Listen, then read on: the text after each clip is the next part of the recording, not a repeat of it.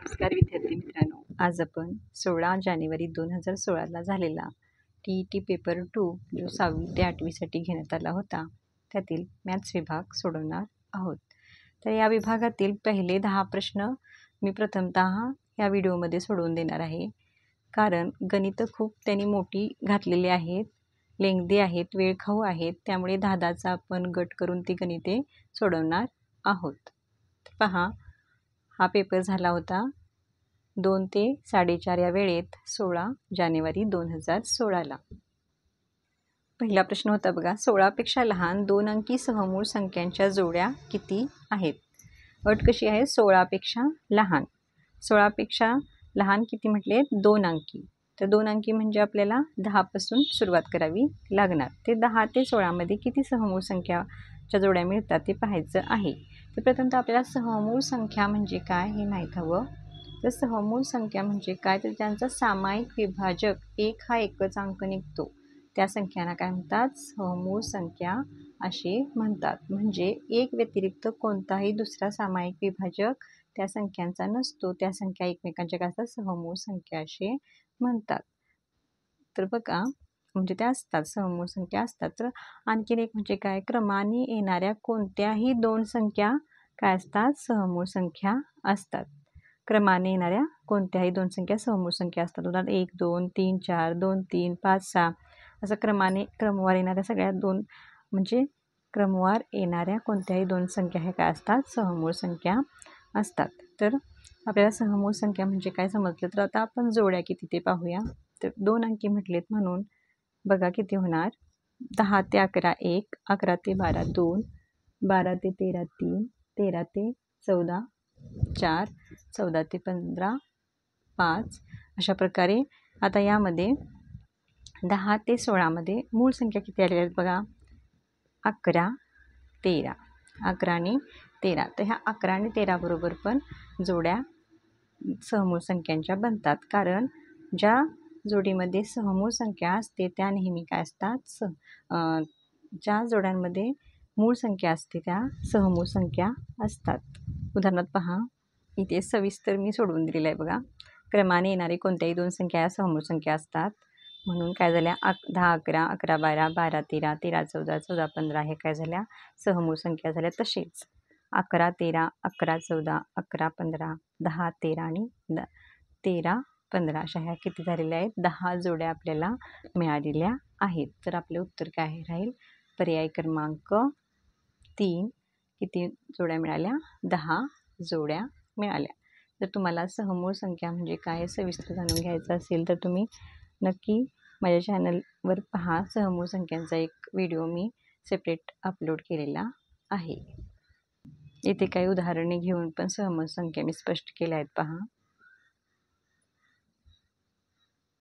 त्यानंतरचा प्रश्न आहे, षटकोनाला जास्तीत जास्त किती कर्ण काढता येतात? तर अशा प्रकारचे क्वेश्चन रिपीट झालेले आहेत, त्यामुळे अशा प्रकारच्या प्रश्नांचा सराव करणे आवश्यक आहे आणि हे सोपे प्रश्न आहेत. षटकोनाला जास्तीत जास्त किती कर्ण असतात? आता कर्ण काढण्यासाठी किंवा बाजू काढण्यासाठी किती बिंदूंची आवश्यकता असते? तर 2 बिंदूंची आवश्यकता असते. तर अशा प्रकारे आपण हे गणित कसे सोडवू शकतो बघा. संमिश्राचे सूत्र वापरून. सूत्र काय आहे बघा? NC2 - N. याप्रमाणे काय काढता येतात? कर्ण काढता येतात. तर यांची किंमत आहे 6. 6C2 - 6. 6 म्हणजे काय? षटकोन आहेत, तर 6 बिंदू आहेत. 6 पैकी 2 बिंदू साधले असता रेषा किंवा कर्ण बनतो. त्यापैकी आपल्या बाजू 6 म्हणून वजा 6 करायचं. नंतर सोडवायचं कसं? 6 पासून उलट क्रमाने 1 पर्यंत लिहिता यायचं. नंतर 4 पासून नंतर 2 ते 1. तर हे सूत्र कसं आहे पहा. फॅक्टोरियल 6 - 2 आणि फॅक्टोरियल 2. तर पहा, हे जर सोडवलं आपण सविस्तर तर कसं होईल ते सोडवते पहा. फॅक्टोरियल 6 लिहिला तर कसं होईल? 6 पासून उलट क्रमाने लिहायचं. आपण इथं ह्या फॅक्टोरियल 6चं आपण कसं लिहू शकतो? फक्त 6 गुणिले 5 गुणिले फॅक्टोरियल 4 लिहायचं. नंतर 6 वजा 2 बरोबर काय येतं? फॅक्टोरियल 4 येते. नंतर हे फॅक्टोरियलची फोड कशी होईल 2 गुणिले 1. तर हे फॅक्टोरियल 4 फॅक्टोरियल इथं कॅन्सल होतं. नंतर ह्या 2ने भाग लावा. बेकी बे बेत्रिक 6 एक 3 पाची 15 किती आले 15. ह्या 15तून 6 बाजू वजा करायच्या. मग किती कर्ण मिळतात 9 कर्ण मिळतात. तर अशा प्रकारे सूत्राचा वापर करून आपण षटकोनाला किती कर्ण काढता येतात हे काढू शकतो. त्याचप्रमाणे थोडक्यात असेही सोडवू शकतो. षटकोनाच्या बाजू किती 6. 2 शिरोबिंदू साधले असता बाजू किंवा कर्ण तयार होतात. म्हणून 6C2 6C2 म्हणजे काय करायचं 6 गुणिले 5 आणि खाली छेदात लिहायचं 2 गुणिले 1. 30 भागिले 2 बरोबर 15 आले. त्यात बाजूंची संख्या 6 म्हणजे 15तून 6 वजा करायचे आपल्याला कर्ण भेटतात. अशा दोन्ही प्रकारे आपण हे गणित सोडवू शकतो. नेक्स्ट क्वेश्चन पहा. वर्गमुळात 11 अधिक वर्गमुळात 120 ची किंमत किती? तर हे गणित सोडवायचं कसं, हे पण गणित खूप मोठं आहे, लेंथी आहे, वेळखाऊ आहे. चला सोडवूया. हा इथं मी गणित सोडवलं आहे. ते 120 ची फोड कशी होणार 4 गुणिले 30 म्हणजे 30 चोक 120. 4च का घेतले कारण ह्याचं वर्गमूळ निघतं. ते वर्गमूळ बाहेर घ्यायचं 30 कंसात तसेच ठेवायचे. परत ह्या 30 ची फोड कशी होते 5 सक 30. 5 सक 30 हे आपण हे वर्गमुळात 5 वर्गमुळात 6 असं वेगळं वेगळं लिहू शकतो. ते लिहून घेतलं. त्यानंतर पहा काय केलेलं आहे की हे काय झालं 11. आपण 11ची फोड कशी करू शकतो 6 अधिक 5. ते पण आपण असं वर्गमुळात लिहू शकतो की वर्गमुळात 5 आणि त्याचा वर्ग. आता ह्याची किंमत काय येणार 11च येणार. जर केलं तर हे 2 ह्या वर्गमुळाला कॅन्सल होतात, हे 2 ह्या वर्गमुळाला कॅन्सल होतात आणि 5 अधिक 6 राहतात 11. म्हणून हे आपण असं मांडून घेतलं. त्यानंतरचं पहा काय झालं तर या ठिकाणी आपल्याला एक बेजिक सूत्र मिळालं काय a अधिक b कंसाच्या वर्गाची फोड. तर कशी a वर्ग अधिक 2ab अधिक b वर्ग. इथं a मांडलं वर्गमुळात 5 आणि b मांडलं वर्गमुळात 6 आणि त्यांचं काय केले जर विस्तार केला तर आपण काय झालं की कसं झालं पहा a चा वर्ग अधिक 2ab अधिक bचा वर्ग. म्हणजे त्याचं संक्षिप्त रूप काय येणार a अधिक b कंसाचा वर्ग. म्हणजेच इथं a मांडलेला आहे वर्गमुळात 5 आणि b मांडलेला आहे वर्गमुळात 6. म्हणून या काय होणार कंसाचा वर्ग इथं येणार आणि वर्गमूळवरती आहे तसं. मग ह्या वर्गमुळाला हे 2 कॅन्सल झाले. काय उत्तर राहिलं वर्गमुळात 5 अधिक वर्गमुळात 6. अशा प्रकारे आपलं उत्तर आलेलं आहे. पर्याय क्रमांक वर्गमुळात 4 किती वर्गमुळात 5 आणि वर्गमुळात 6 पर्याय क्रमांक 4 हे आपले योग्य उत्तर आलेलं आहे. तुम्ही गणित सविस्तर सोडवून घेऊ शकता, स्क्रीनशॉट काढून घेऊ शकता. पुढचं गणित आहे बघा संख्या ज्ञानावरचं. जर 5x वजा 7 ही विषम नैसर्गिक संख्या आहे तर त्यानंतर येणारी 18वी सम नैसर्गिक संख्या कोणती? तर इथं विषम देऊन सम विचारलेली आहे. तर विषममध्ये किती मिसळले असतात सम येतात. तर विषममध्ये आपण अधिक 1 केलं की पुढची संख्या सम पहिल्यांदा आपल्याला मिळते. मग पहिली सम मिळाली तर त्याने काय म्हटलं 18वी म्हटलं तर त्या ठिकाणी पहिली सम आपल्याला मिळाली तर आपण 17वी समसंख्या इथं काढायची. मग आपल्याला योग्य उत्तर भेटतं. मी इथं गणित सोडवलं आहे पहा. 5x वजा 7च्या पुढची समसंख्या पहिल्यांदा पुढची काय मिळवायची समसंख्या मिळायची आहे. म्हणून त्याच्यात अधिक 1 केला. अधिक 1 केल्यानंतर काय झालं 5x वजा 7 अधिक 1 केलं तर वजा 6 म्हणजे 5x वजा 6 ही पहिली समसंख्या मिळाली.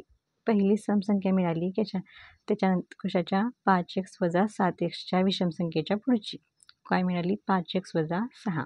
आता 5x वजा आपल्याला काय घ्यायचं 5x वजा 6 ही जर पहिली मांडली तर आपल्याला 17वी समसंख्या काढावी लागणार. म्हणून काय लिहायचं 5x वजा 6च्या पुढील 17वी समसंख्या कशी 17 गुणिले 2 बरोबर 34.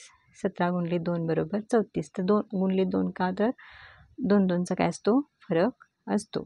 ती संख्या बरोबर काय तर ती संख्या कशी काढायची 5x वजा 6 अधिक कंसात 2 गुणिले 17 5x वजा 6 अधिक 34 म्हणजेच 5x अधिक 28. 5x + 28. पर्याय क्रमांक 1. पर्याय क्रमांक कोणता आहे बघा, 1 हे आपलं योग्य उत्तर आहे. तुम्हाला जर सूत्र माहीत असेल की समवरून सम देऊन सम विचारले असता ती संख्या कशी काढायची, तर पहा, दिलेली संख्या अधिक 2 गुणिले विचारलेली संख्या. तर पहिली सम आपण मिळवली 5x + 6 आणि आपल्याला 17वी काढायची होती म्हणून 2 गुणिले काय केले, विचारलेली संख्या म्हणजे 17 केली आणि आपल्याला उत्तर भेटलं 5x + 28. पर्याय क्रमांक 1. त्यानंतरचं गणित पहा, जर ABC ह्या नैसर्गिक संख्या असून a = 2 आणि a⁴ 5 हे म्हणजे a⁵, b⁴, c⁴ a⁴, b⁴, c⁴ a⁴, b⁴, c⁴, तर b + c ची काय काढायची आहे, किंमत काढायची आहे. हे पण गणित खूप मोठं होणार आहे. पहा, तर इथं ABC ह्या नैसर्गिक संख्या दिलेल्या आहेत आणि AB + C ची त्यांनी किंमत दिलेली आहे आणि a = 2 ही पण सुद्धा एक किंमत त्यांनी दिलेली आहे. तर पहा गणित कसं होईल. या ठिकाणी दिलेल्या चलपदांना काय करायचं, सर्वात लहान घातांक कोणता आहे बघायचं. तर सर्वात लहान घातांक मिळतो 2, म्हणून आपण a² b² आणि c² यांच्या गुणाकाराने यांना भागायचं. तर भागलं बघा, ह्या त्यांनी दिलेल्या ह्यांना भागलं की आपल्याला काय मिळते, कॅन्सलेशन करून आपल्याला मिळते बघा. तर पहा, या घातांकाचे नियम आपल्याला यासाठी माहीत हवेत. घातांक तुम्ही प्रकरण केलं पाहिजे. तर घातांकाचा पण व्हिडिओ मी अपलोड केलेला आहे. तर पहा इथं काय आहे, a⁴ आणि वरती आहे a⁵. तर 5 इथं जर छेदात असेल म्हणजे इथं दिलेलं आहे बघा, a⁻m छेद a⁻n. तर कसा असतो, a कॉमन ठेवून त्या घातांकाची काय होते, वजाबाकी. त्याप्रमाणे या ठिकाणी काय होणार, ह्या 5मधून हे 2 जाणार आणि इथं किती येणार, 3. 5मधून 2 गेले 3. नंतर बीचं कसं होणार, 4मधून 2 गेले 2, 3मधून 2 गेला 1, सी राहिला. त्याचप्रमाणे इथंही ह्या 4मधून 2 घालवले 2, 3मधून 2 घालवला 1, 4मधून 2 घालवले 2 आणि ह्या ठिकाणी C2 ला C2 कॅन्सल म्हणजे c⁻² कॅन्सल. इथं a⁻2 a⁻2 हे पण कॅन्सलेशन होणार, कारण 2मधनं इथं कसं म्हणजे ह्याचप्रमाणे मांडलं तर a⁻2 - 2 = 0 आणि a⁻0 = 1. त्याप्रमाणे इथं काय होते, हे कॅन्सल होते आणि आपल्याला मिळते काय, a⁻3 गुणिले b⁻2 गुणिले c. नंतर a² म्हणजेच a² b c² आणि इथं b⁻5 असं आपल्याला भेटतं. आता आपण ह्या ठिकाणी काय करायचं, बी आहे म्हणून ह्या ठिकाणी आपण काय करूया, की बीचा सर्वात लहान घातांक किती आहे, 1, म्हणून आपण बीनं ह्या सर्व समीकरणाला काय करायचं, भागून घ्यायचं. भागलं तर बघा काय होईल, घातांकाच्या नियमानुसार ह्या b² आहे त्याच्यातून हे b⁻1 जाणार आणि 1 राहणार. इथं a⁻³ b आहे तसं आणि c. नंतर ह्या ठिकाणी ह्या बीला हे b काय होणार, कॅन्सल होणार, a² आणि c² मिळणार आणि ह्या 5मधून हा एक b गेला की काय होतं, b⁴ राहतो. तर आता या ठिकाणी ची जी किंमत दिलेली आहे त्यांनी ची किंमत दिलेली आहे किती, a = 2. a = 2 ती या समीकरणात काय करायची, घालायची. तर ज्या ठिकाणी a आहे त्या ठिकाणी काय घालायचे, 2 घालायचे. 2⁻³ bc, 2² c² b⁴ आहे तसा. मग 2⁻³ 8 bc, 4 c² आणि b⁴. तर या ठिकाणी पहा काय करायचं, की ह्या 4 आपण काय करूया बरोबर चिन्हाच्या ह्या साईडला घेऊयात. तर इथं जे गुणाकार आहेत इथं काय होणार, छेदात जाणार. तर काय केले बघा, मी हे 4 बरोबर चिन्हाच्या इकडे गुणाकारात आहेत, दुसऱ्या बाजूला जातात ते काय होतात, भागाकारात जातात. म्हणून इथं 8/4 झाले, बी आहे तसं आणि समान चलपद एकत्र घेऊया. तर c² इथं जो गुणाकारात आहे तो भागाकारात जाणार, c² सॉरी बघा दिसलं का, c² भागिले c. तर ह्या ठिकाणी आपला या बीची किंमत मिळते पहा 2b बरोबर सी. कसं आलं 4 एके 4 4 2 8 म्हणजे 2b शिल्लक राहिलं आणि इथं समान सी आहे. सी मग हे घातांक आहे, घातांकांची काय होणार वजाबाकी. तर ह्या 2मधून ह्या सीचा एक घातांक गेला की काय उरते फक्त 1 मिळतो. सीचा घातांक 1 मिळतो म्हणून 2b बरोबर काय आलं सी. ह्याला आपण समीकरण 1 मानू. या ठिकाणी आपण ह्या दोन पदांचा विचार करून इथं आपण सीची किंमत मिळवलेली आहे 2b अशी. तर आता आपण या पदांचा विचार करूया की 4c वर्ग बरोबर बीचा चौथा घात. याच्यावरून आपल्याला कसे उत्तर भेटते तर पहा काय शिल्लक होतं 4c वर्ग बरोबर बीचा चौथा घात. तर या ठिकाणी सीची किंमत आपल्याला मिळाली होती 2b, ती इथं घालून घ्यायची. तर 4 कंसात 2bचा वर्ग बरोबर किती आले बीचा चौथा घात आहे तसं घ्या. आता इथं 2चा वर्ग केला 4 मिळाले. 4 गुणिले 4 बीचा वर्ग बरोबर बीचा चौथा घात. 4 चौक 16, 16 बीचा वर्ग बरोबर बीचा चौथा घात. आता चलपद एकत्र करा आणि सहगुणक एकत्र. तर इथं एक असतो तो कधीही गुप्त असतो तो लिहित नाहीत. मग इथं 16 आहेत तसे आणि इथं बरोबर काय होणार बीचा चौथा घात भागिले इथं गुणाकारात लिहिते जाणार भागाकारात जाणार आणि ह्या घातांकांची होणार वजा बाकी. 4मधून 2 गेले 2 म्हणून आता बी बरोबर काय येणार इथं जर वर्ग असेल तर ह्या संख्येचा आपण वर्गमूळ काढतो. म्हणजेच वर्गमुळात 16 आणि बीच्या 16चं वर्गमूळ आहे 4. 16चं वर्गमूळ आहे 4. ह्याला आपण समीकरण 2 मानू. आपल्याला त्या बाजूला सी बरोबर 2b किंमत मिळाली होती आणि तिथं बी बरोबर काय मिळाली आहे 4 किंमत मिळालेली आहे. तर ह्यावरून आपण काय करू शकतो सीची किंमत काढू शकतो. पहा इथं काढलेलं आहे मी की बीची किंमत समीकरण 1 मध्ये घातलं म्हणजे 2b बरोबर सी मिळालं होतं. त्यामध्ये जर आपण बीची किंमत 4 घातली की आपल्याला सीची किंमत मिळते काय 8. आता हे 8 म्हटलेत तर विचारलेत काय बी अधिक सी बरोबर किती. तर आपल्याला मिळालेलं होतं सी बरोबर किती मिळालेत 8 आणि बी बरोबर किती मिळालेले 4. ह्या दोन्हींची बेरीज केली तर उत्तर काय येते 12. उत्तर काय येते 12. पर्याय क्रमांक किती आहे पहा पर्याय क्रमांक 4. पर्याय क्रमांक 4. नेक्स्ट क्वेश्चन पहा. प्रदीपरावांनी 60 रुपये प्रति फूट या दराने 120 फूट खोल कूपनलिका खोदण्याचे ठरविले. परंतु कूपनलिकेला पाण्याचा स्रोत कमी असल्यामुळे पहिल्या खोदकामाच्या 1.7/8 पट आणखी खोदकाम केले. तर प्रदीपरावांना कूपनलिका खोदण्याकरिता एकूण खर्च किती आला. एकूण खर्च काढायचा आहे. पहिल्यांदा किती फूट खोदलेला आहे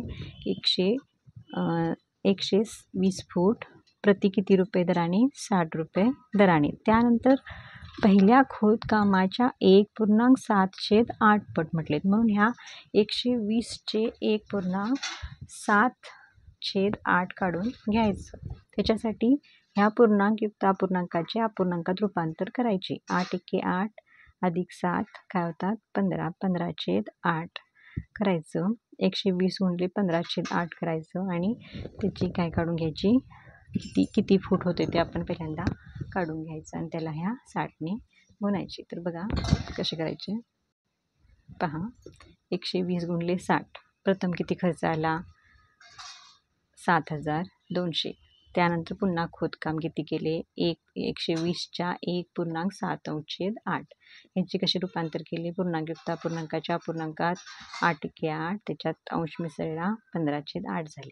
मग भाग लावला तर काय होते बेचोक 8 बेसंग 12 झाले 0. तर इथं काय होते 4 एके 4 4 15 60 म्हणजे इथं 15 गुणले 15 उठतात. बघा कसे बेचोक 8 बेसंग 12 राहिला 0. 4 एके 4 4 एके 4 राहिले 2 झाले 20.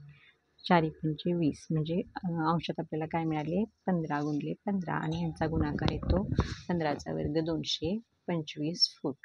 225 फूट त्यांनी परत पुन्हा खोदकाम केलेले आहे. तर ह्या 225 गुणिले 60 करायचं आहे किती येते 13,500. परत म्हणजे किती रुपये झाले 13,500. तर प्रथमचा खर्च किती होता की 7,200 आणि आत्ताचा खर्च किती आला 13,500. दोन्हींची बेरीज एकूण खर्च मिळतो किती की 20,700 खर्च त्यांनी प्रदीपरावांनी केलेला आहे. आणि एकूण किती फूट खोललेला आहे त्यांनी 225 अधिक पहिलाचे 120 म्हणजे 345 फूट त्यांनी खोदकाम केलेले आहे आणि त्यांना एकूण खर्च आला आहे 20,700. पर्याय क्रमांक 2. पर्याय क्रमांक 2.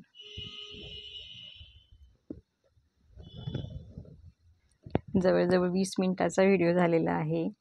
पहिली 10 गणितं म्हटले होते, परंतु आपण पहिली 8 ते 9 गणितं सोडवूयात. तर पहा, गणिते खूप मोठी मोठी विचारलेले आहेत. तसा पेपर हा कवर होणारच नव्हता.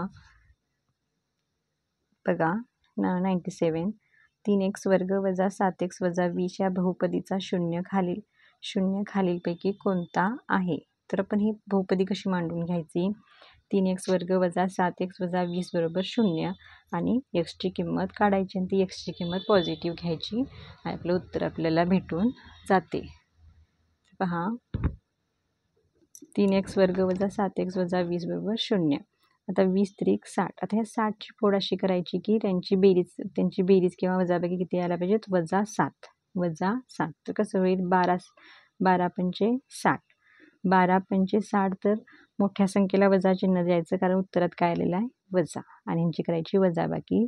12मधून 5 गेले मधले पद येते 7x म्हणजे आपली फोड बरोबर आहे. 3x वर्ग वजा 12x अधिक 5x वजा 20 बरोबर किती झाले 0. काय झाले यांचे आणि यांचा गुणाकार किती यायला पाहिजेत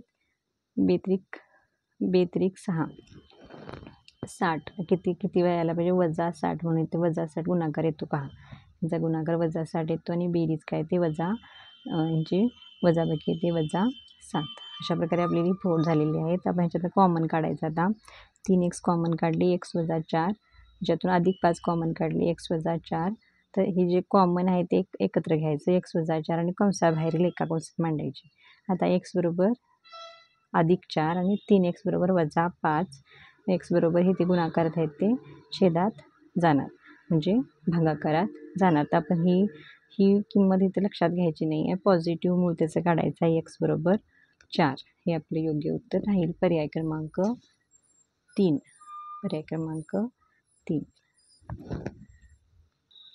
किंवा आपण पर्यायावरून पण जाऊ शकतो. या जर आपण या समीकरणात एक्सच्या ठिकाणी 4 घातले आणि 4 घालून जर ह्याचं उत्तर 0 आलं तर आपलं ते योग्य उत्तर आहे. हे आपण दोन्ही प्रकारे सोडवू शकतो. पहा इथं दुसरी पद्धत पण मी सोडून दिली आहे. इथं मी ते ऑप्शन घातला आहे पण तो 3 नंबरला ऑप्शन आहे. तर आपण साधारणतः अंदाज करून तो ऑप्शन घालून जर उत्तर काढलं तर आपला वेळ वाचेल. त्यापेक्षा आपण पहिल्याप्रमाणेच केलं तर आपलं योग्य राहील. अशा प्रकारे आपण 16 जानेवारी 2016ला झालेल्या गणित विभागातील काही सुरुवातीचे 7 प्रश्न सोडवले आहेत.